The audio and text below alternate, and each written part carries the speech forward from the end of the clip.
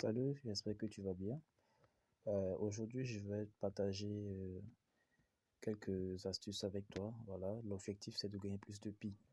Voilà, donc pour se faire assez de pièces de pi, il faudra d'abord avoir euh, deux statuts.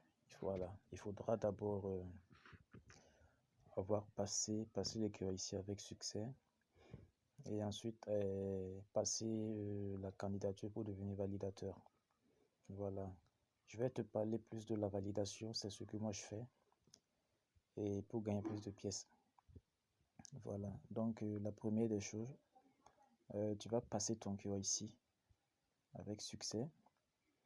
Dès que tu vas finir de passer ton ici, tu vas postuler pour devenir candidat et validateur ici.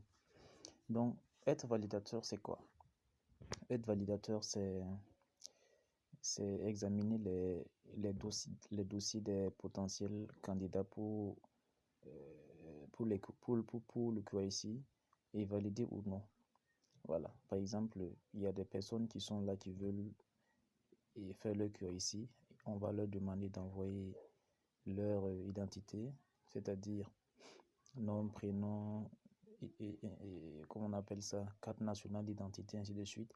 Et maintenant, c'est à toi, en tant que validateur, de dire si oui ou non ces données-là sont exactes. Voilà. Donc, si les données sont exactes, tu vas valider et la personne pourra maintenant entrer dans la famille des personnes ayant effectué le QIC avec succès. Voilà. Donc, voici la vraie, c'est la tâche du validateur comme ça. Tu valides les dossiers des candidats. Ok.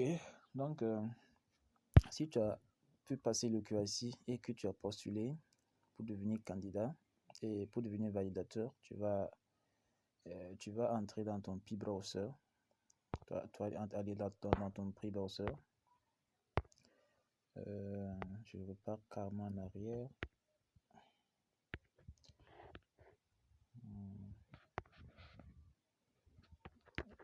Je repars carrément en arrière.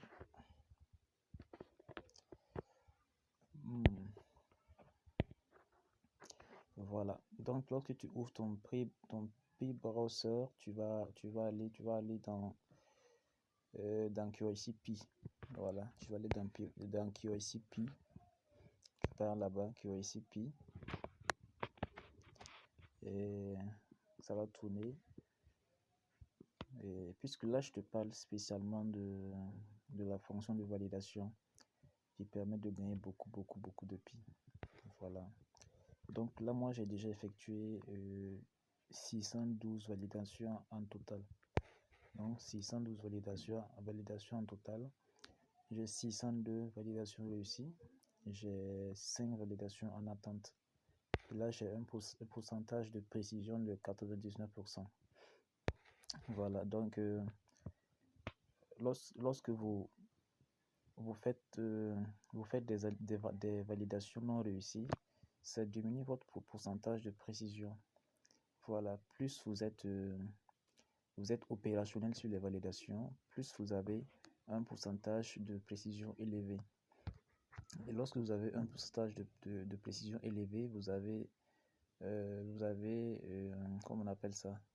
On vous offre des validations un peu fréquemment. Voilà, parce qu'il y a des gens, ils vont faire toute une journée sans même avoir 3 validations.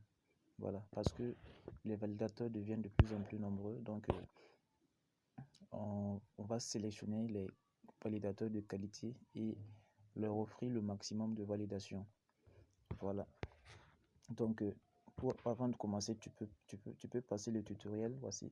Tu peux passer le tutoriel pour voir ce qu'il faut faire, ce qu'il ne faut pas faire, pour ne pas faire de fausses validations.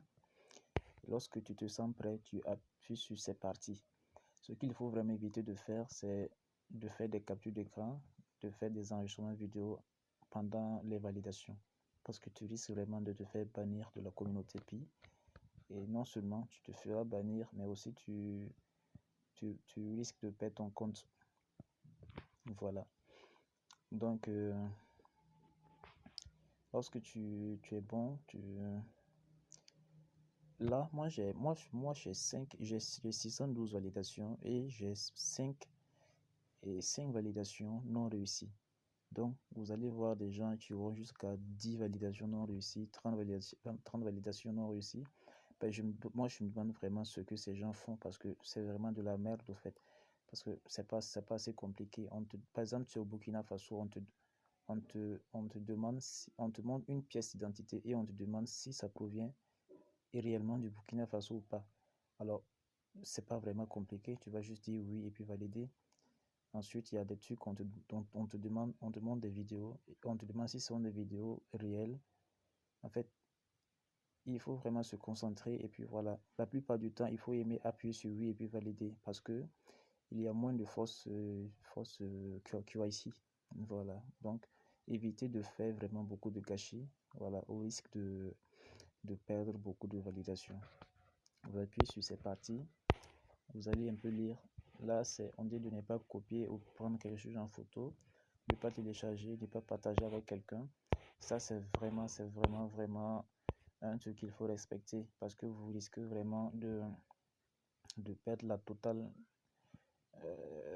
de perdre les pics que vous avez précédemment minés et une indemnisation potentielle vis-à-vis de P-Network ou une autre responsabilité selon les termes du contrat de service de... En tout cas, vous lisez tout, voilà, il y a beaucoup de... Alors, dès que vous finissez de lire, vous appuyez sur confirmer. Ça va tourner et là, nous sommes en train de rechercher des validations. Donc, dès que les validations viendront, voilà, ça va s'effectuer.